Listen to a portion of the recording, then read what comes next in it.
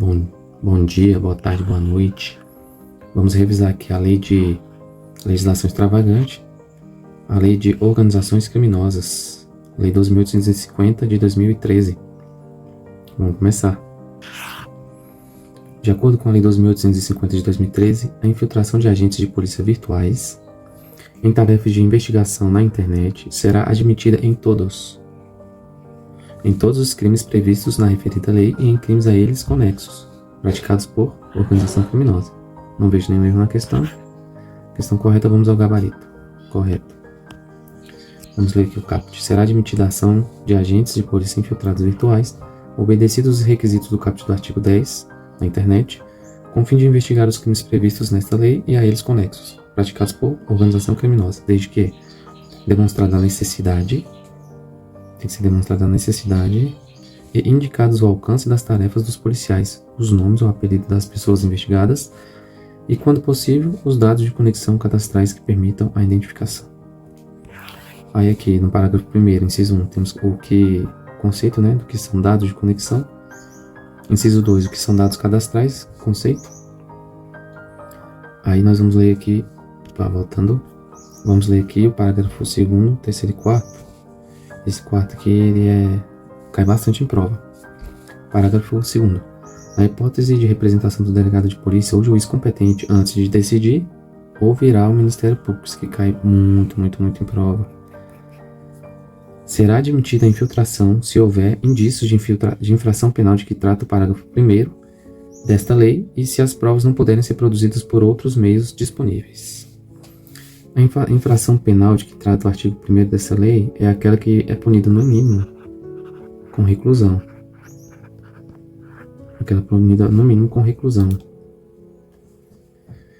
E parágrafo 4º. A infiltração será autorizada pelo prazo de até 6 meses, sem prejuízo de eventuais renovações, mediante ordem judicial fundamentada, e desde que o total não exceda 720 dias e seja comprovada a sua necessidade.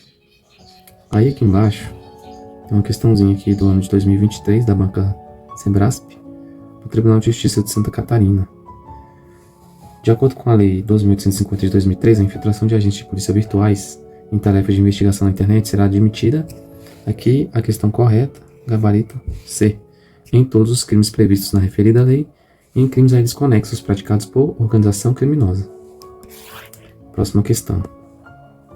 Até o cumprimento das medidas propostas na colaboração, o processo judicial deverá ser suspenso pelo período de 1 ano, prorrogável por igual período. Até o momento do cumprimento das medidas propostas na colaboração, o processo judicial deverá ser suspenso pelo período de 1 ano. Olha, esse aqui, sinceramente, eu não sei a resposta, mas eu chutaria ela como correta. Vamos ver. Errada. O prazo para o oferecimento da denúncia do processo relativo ao colaborador poderá ser suspenso por até 6 meses, prorrogável por igual período, até que sejam cumpridas as medidas de colaboração, suspendendo-se o respectivo prazo prescricional. Ou seja, fica suspenso o processo e o prazo da prescrição também fica suspenso. Porque senão aí beneficiaria, o investigado. Aqui diz que deverá ser suspenso pelo prazo de 1 ano. Não. Ele vai ser suspenso pelo prazo de até 6 meses, podendo ser prorrogado por mais 6 meses, totalizando o prazo de 1 ano, 12 meses. Ou seja, a questão diz que ele deverá ser suspenso pelo prazo de 1 ano, mas não.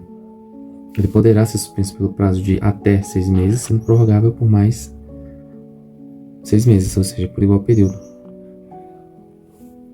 Até 6 meses não significa que é exatamente 6 meses. Pode ser suspenso por um prazo de 3 meses, sendo prorrogado por mais 3 meses, ou seja, por igual período.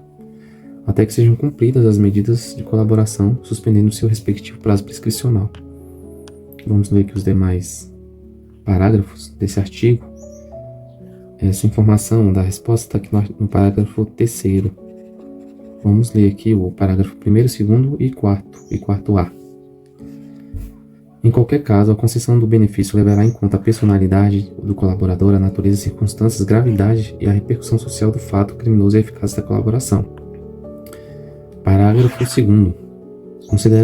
Considerando a relevância da colaboração prestada, o Ministério Público, a qualquer tempo, tanto o Ministério Público como o delegado de polícia, a qualquer tempo, nos autos do inquérito, com a manifestação do Ministério Público, poderão requerer ou representar ao juiz pela concessão do perdão judicial ao colaborador, ainda que esse benefício não tenha sido previsto na proposta inicial, aplicando-se no que couber o artigo 28. O artigo 28 do CPP diz respeito ao princípio da devolução. Princípio da devolução.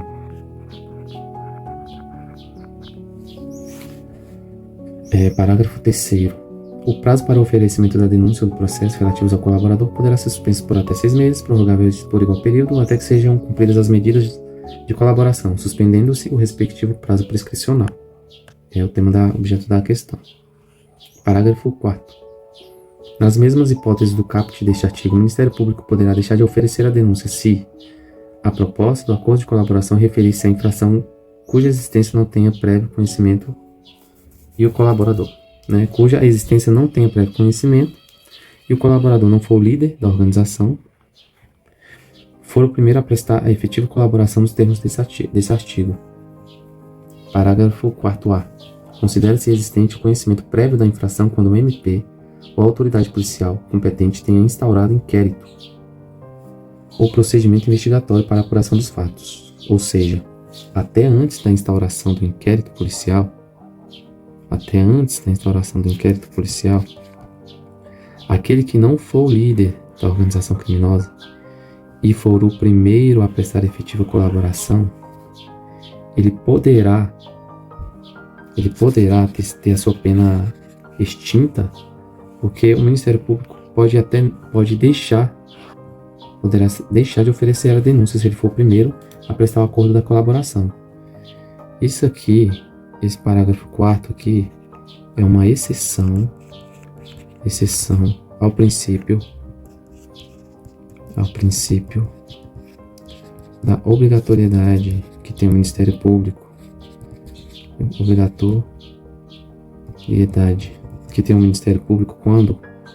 quando possui elementos suficientes no que diz respeito à autoria e materialidade, a obrigação que ele tem de oferecer a denúncia. E uma vez oferecida essa denúncia, ele tem também o dever de continuar esse processo, ou seja, o princípio da indisponibilidade. Que existem algumas exceções, por exemplo, suspensão condicional do processo. Enfim, se o examinador perguntar numa eventual prova oral se a lei de organização criminosa ela traz uma hipótese de exceção ao princípio da obrigatoriedade, está aqui o exemplo. O artigo 4º, parágrafo 4A. 4 e 4A. Artigo 4º, parágrafo 4 e 4A. Parágrafo 5º. Vamos voltar aqui. Parágrafo 5º. Se a colaboração for posterior à sentença, a pena poderá ser reduzida até a metade. Reduzida de metade. Ou será admitida a progressão do regime ainda que ausentes os requisitos objetivos. Aqui, uma hipótese que cabe a progressão de regime ainda que não preenchidos os requisitos objetivos. Quais são os requisitos objetivos da progressão? Tempo de cumprimento de pena. E também tem os requisitos subjetivos, mas aqui diz respeito somente aos requisitos objetivos, que é o tempo de cumprimento de pena. E, me recordo agora apenas do tempo de cumprimento de pena, para progredir de regime. E também, é isso. Os outros requisitos que eu me lembro agora são todos subjetivos. Parágrafo 6º. O juiz não participará das negociações. Isso aqui em respeito ao princípio do sistema acusatório, O juiz não participará das negociações. Aqui tem uma exceção, A exceção está lá no STF. O STF participa, Ele participa. Infelizmente, aí o inquérito das fake news, um inquérito totalmente arbitrário, que viola as normas de direitos e garantias fundamentais e do processo penal. O juiz não participará das negociações realizadas entre as partes para formalização do acordo de colaboração, que ocorrerá entre o delegado, o investigado e o defensor, com a manifestação sempre haverá manifestação do Ministério Público, ou, conforme o caso, entre o MP e o investigado E o seu defensor sempre deverá estar presente nessas negociações, o defensor colaborador, sob pena de nulidade desse ajuste de colaboração. Bom, isso aqui é uma questão muito rica de detalhes. Parágrafo 4º, artigo 4º e seus parágrafos extremamente importantes. Vale a pena dar aí uma segunda lida aí, com atenção aos detalhes. Vamos para a próxima questão. No caso de organizações criminosas, em qualquer fase da persecução penal, serão permitidos, sem prejuízo de outros já previstos em lei, os seguintes meios de obtenção de prova. Captação ambiental de sinais eletromagnéticos, acústicos, ópticos, ação controlada, também pode, interceptação de comunicações telefônicas e telemáticas, infiltrações por policiais em atividade de investigação. Até aqui estão 100% corretos. É isso, artigo 3. Vamos lá. Inciso 1, colaboração, captação ambiental de sinais eletromagnéticos, ópticos ou acústicos, ação controlada, acesso a registro, vamos voltar, acesso a registro de ligações telefônicas, que só são acesso aos registros, também é meio de obtenção de prova, dados cadastrais constantes em bancos de dados públicos ou privados, informações eleitorais ou comerciais, interceptação de comunicações telefônicas, afastamento do sigilo financeiro, bancário e fiscal, infiltração de agentes, cooperação entre instituições e órgãos federais, distritais, estaduais e municipais em busca de provas e informações de interesse da investigação ou da instrução criminal. Próxima questão. No acordo de colaboração premiada, o colaborador deve narrar todos os fatos ilícitos para os quais concorreu e que tenha relação direta com os fatos investigados. O crime de organização criminosa, a pena é aumentada de 1/6 a 2/3 se a organização criminosa mantém conexão com outras organizações criminosas independentes. Corretíssimo. Causa de aumento de pena de 1/6 a 2/3. E tem outros casos também previstos aqui na lei, né? Vamos ver esses casos aqui. Se a participação de criança ou adolescente, se há concurso de funcionário público valendo-se dessa condição para a prática da infração penal, se o produto ou proveito da infração destina-se no todo ou em parte para o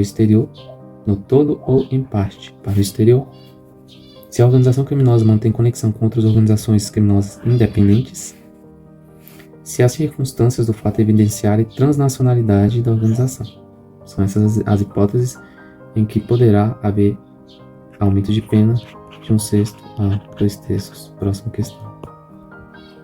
É circunstância elementar da organização criminosa a finalidade de obtenção de vantagem de qualquer natureza, mediante a prática de infrações penais, consumando-se com a prática pelos membros da organização de quaisquer ilícitos com penas máximas superiores a 4 anos. Essa questão é errada porque o crime de organização criminosa, ele é um crime formal. Então, organização criminosa é um crime formal que se consuma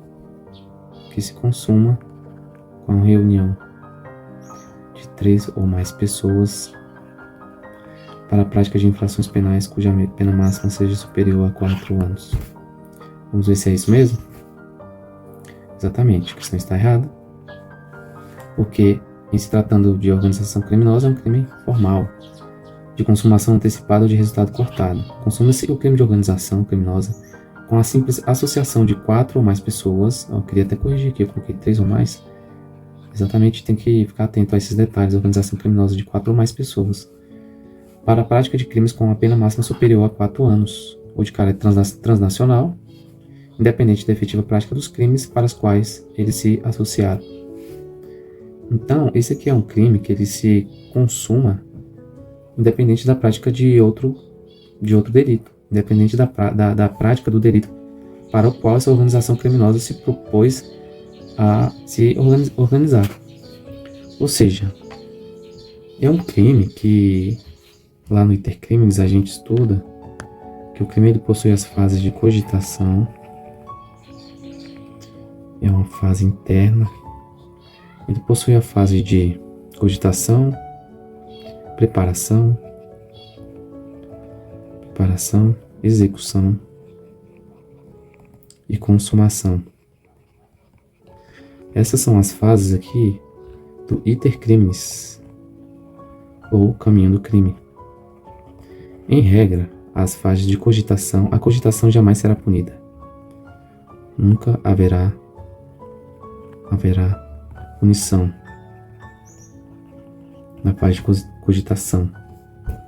Na fase de preparação, em regra, também não haverá punição. Em regra, não haverá punição. Porque ainda não houve a colocação do bem jurídico em perigo.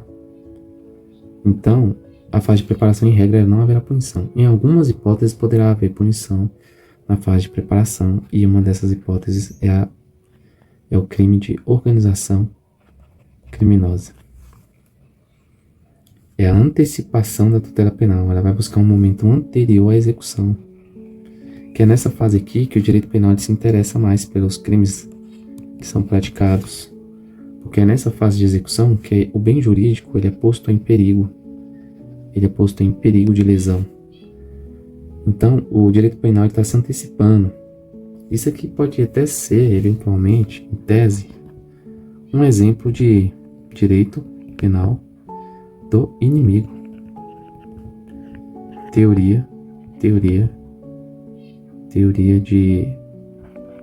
desenvolvida pelo alemão Gunther e Jacobs. Vale a pena estudar direito penal do inimigo. Próxima questão. A infiltração de agentes de polícia em tarefas de investigação, representada pelo delegado de polícia, ou requerida pelo Ministério Público após manifestação técnica do delegado de polícia, quando solicitada no curso de inquérito policial, será precedida de circunstanciada, motivada e sigilosa autorização judicial, que estabelecerá os limites. Totalmente correto. Artigo 10. Na hipótese de representação do delegado de polícia, o juiz competente antes de decidir, houve o Ministério Público. Recorde de prova. Parágrafo 1º do artigo 10.